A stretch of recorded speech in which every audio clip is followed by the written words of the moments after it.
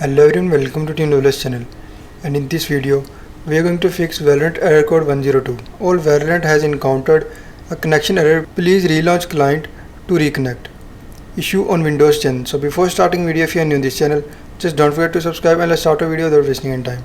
So first of all, just go to start menu and then follow every step as I am showing you in this video.